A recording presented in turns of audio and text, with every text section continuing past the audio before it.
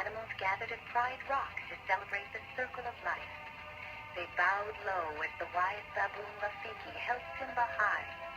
King Mufasa and Sarabi watched their cub proudly.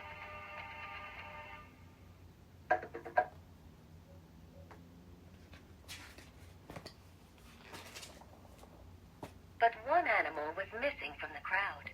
Scar, Mufasa's brother, did not want to see his new nephew.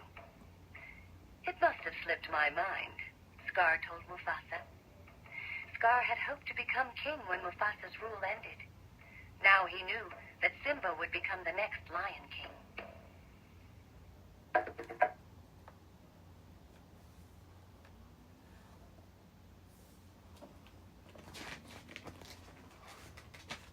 To try to get him out of the way, Scar set a trap for young Simba and his friend Nala. He tricked them into exploring an elephant graveyard. To make sure that Simba didn't come back, Scar sent 3 hungry hyenas to meet him.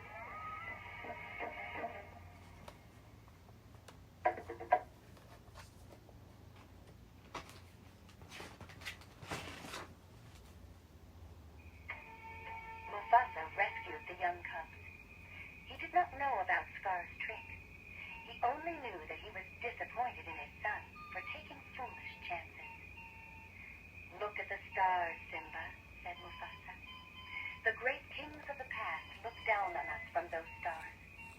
Just remember that those kings will always be there to guide you. And so will I."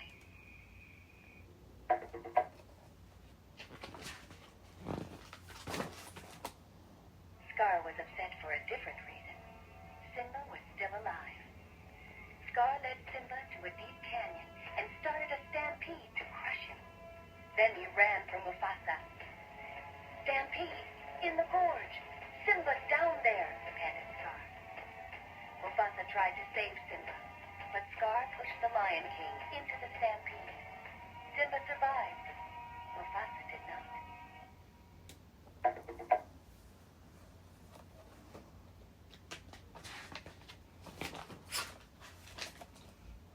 Simba did not see Scar's terrible deed, and Scar let him think that he was to blame for Mufasa's death. "Simba, what have you done?" said Scar. "It was an accident," cried Simba. "I didn't mean for it to happen. What am I going to do?" "Run away and never return," Scar told him.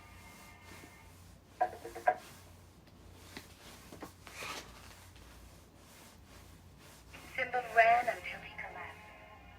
A friendly warthog named Pumbaa and a wily meerkat named Timon found him. They invited Simba to join their life of no worries. Simba grew up with these 2 friends as his family.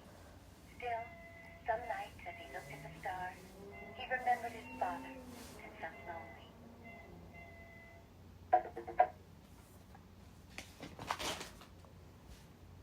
Then one day, Simba's past came crashing into his carefree life. Nala had been hunting for food, but she found Simba. Nala was thrilled to see him. She quickly told Simba that he had to return to the Pride Lands. "Scar let the hyenas take over the Pride Lands. Everything's destroyed. You're our only hope."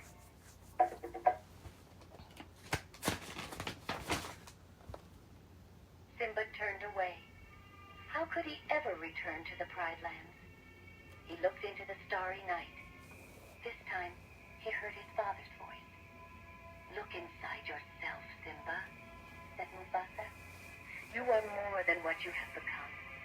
You must take your place in the circle of life. You are my son, and the one true king."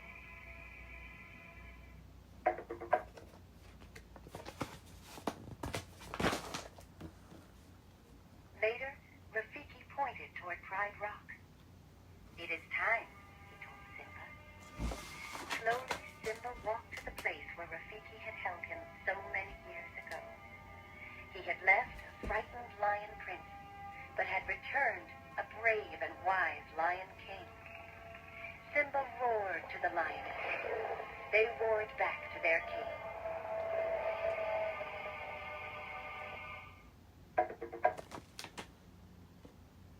Simba returned to the Pride Lands and fought Scar. Scar finally admitted that he was the one who had killed Mufasa. But Scar tried to blame the hyenas for the ruin of the Pride Lands. When the hyenas heard this, they turned on Scar. His terrible rule of the Pride Lands was over.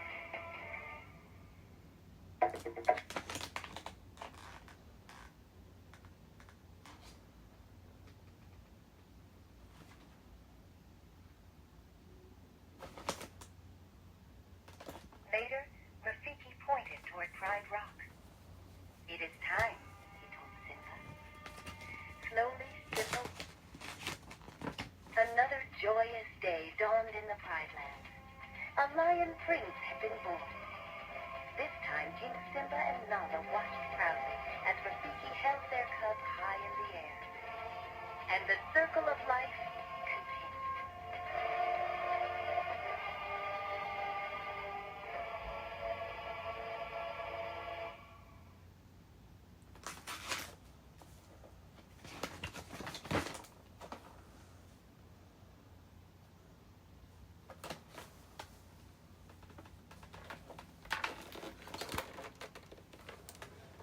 Disney's The Lion King. Disney.